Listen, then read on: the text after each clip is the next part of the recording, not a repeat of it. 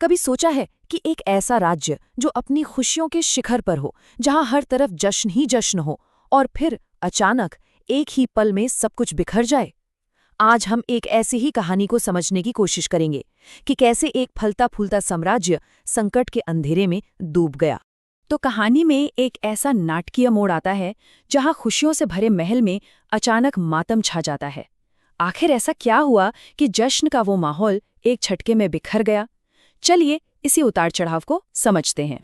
उस वक्त कोसल राज्य का माहौल देखने लायक था। चारों राजकुमारों का विवाह अभी अभी एक बहुत ही भव्य उत्सव में हुआ था और पूरा महल संगीत, नृत्य और ठहाकों से गूंज रहा था। ऐसा लग रहा था मानो ये खुशियां कभी खत्म ही नहीं होंगी। पर उसी जश्न और उल्लास के बीच एक राजा का दिल टूट रहा था।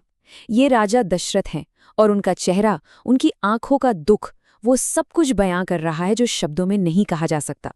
वो सारी खुशी, वो उत्सव अब बस एक याद बनकर रह गया था। तो सवाल ये है कि बात यहाँ तक पहुंची कैसे? इतनी बड़ी तबाही की जड़ें कहाँ थीं?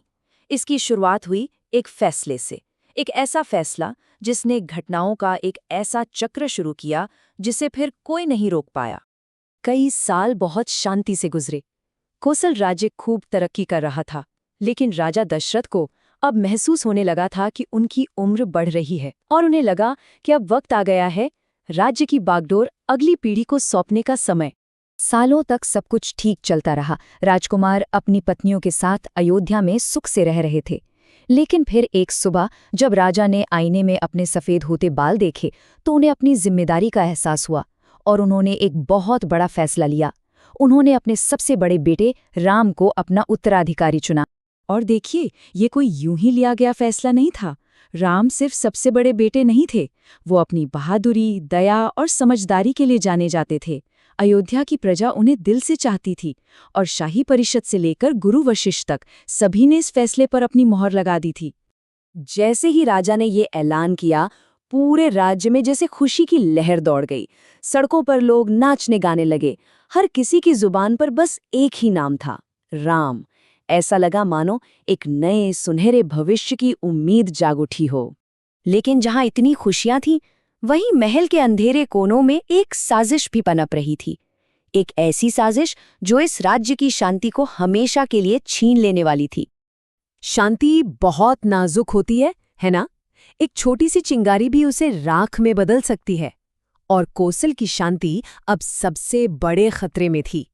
इस पूरी साजिश के केंद्र में थी मंथरा, रानी कैकेयी की दासी। उसके दिल में ईर्ष्या की आग जल रही थी। उसे लगता था कि सिंहासन पर राम का नहीं बल्कि कैकेयी के बेटे भरत का हक है। और उसने रानी कैकेयी के मन में शक का पहला बीज बोया। उसने फुसफुसाते हुए कहा, राम सही चुनाव नहीं है। ये सिर्फ एक बात नहीं थी, ये जहर की पहली बूंद थी। फिर मंथरा ने सीधे कैकेयी की महत्वाकांक्षा को उकसाया। उसने रानी को याद दिलाया कि सिंहासन पर उनके अपने बेटे भरत का भी हक है। उसने कहा, शासन तो आपके पुत्र को करना चाहिए। शुरुआत में तो कैकेयी ने मंथरा की बातों पर कोई ध्यान नहीं दिया। वो राम को अपने बेटे भरत जितना ही प्यार करती थीं। लेकिन मंथरा के जहरीले शब्द वो धीरे धीरे अपना असर दिखाने लगे और फिर एक माँ का प्यार एक रानी की ईर्ष्या में बदल गया। और अब उस टकराव के लिए मंच तैयार हो चुका था जो इतिहास बदलने वाला था। कैकेयी ने मन बना लिया था कि वो मंथरा की सलाह पर चलेगी, चाहे नतीजा कुछ भी हो। राजा से मिलने से पहले कैकेयी ने एक पूरा नाटक रचा।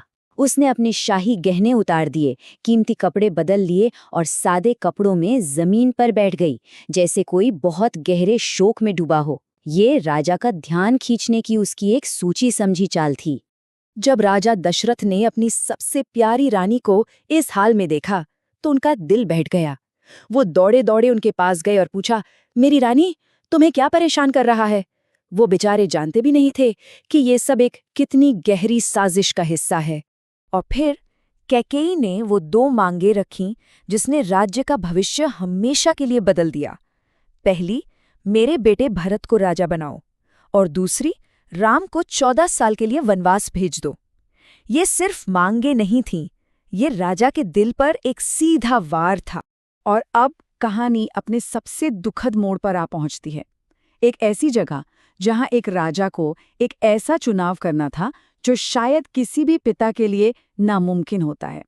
राजा दशरथ अपने ही दिए वचन में फंस गए थे। उन्होंने बहुत पहले कैकेयी को 2 वचन दिए थे और अब उन्हें अपने सम्मान और अपने प्यारे बेटे के बीच किसी एक को चुनना था, एक राजा का धर्म या फिर एक पिता का प्यार। राजा एक दोराहे पर खड़े थे।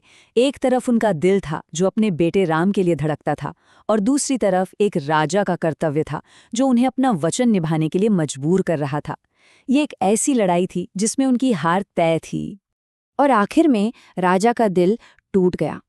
वो दुख से इतने ज्यादा कमजोर हो गए थे कि अपने ही बेटी को ये भयानक खबर सुनाने की हिम्मत नहीं जुटा पाए। तो ये काम खुद कैकेयी ने किया, जिसके चेहरे पर कोई पछतावा तक नहीं था। ये कहानी हमें एक बहुत ही गहरे सवाल पर सोचने के लिए मजबूर करती है। क्या कभी एक वचन को निभाना एक बहुत बड़ी गलती बन सकता है? क्या धर्म और कर्तव्य हमेशा प्यार से बढ़कर होते हैं? इसका जवाब शायद हर किसी के लिए अलग हो।